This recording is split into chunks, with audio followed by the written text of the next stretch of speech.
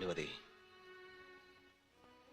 ഞാൻ മരണത്തെക്കുറിച്ച് ചിന്തിച്ചു തുടങ്ങിയിരിക്കുന്നു. ഒച്ചയനക്കവും ഇല്ലാതെ നടന്നെത്തി എന്നെ കൊണ്ടുപോകാൻ മരണമെത്തുന്നത് ഞാൻ സ്വപ്നം കാണാറുണ്ട്. അങ്ങനെ സംഭവിക്കുന്നതിന് മുമ്പ് ഒരു തെറ്റിന് പ്രായച്ചിത്തം ചെയ്യാൻ നീ എന്നെ അനുവദിക്കണം. ഭാനു, ആ ചിലങ്ക വീണ്ടും കെട്ടണം.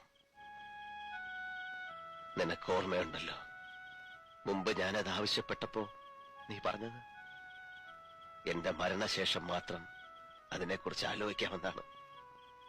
ഇപ്പോ മരിച്ചതിന് തുല്യമല്ലേ? പഴയ നീലകണ്ഠൻ മരിച്ചു. ഈ ശരീരം ഒരു പാഴ് വസ്തുവാണ്.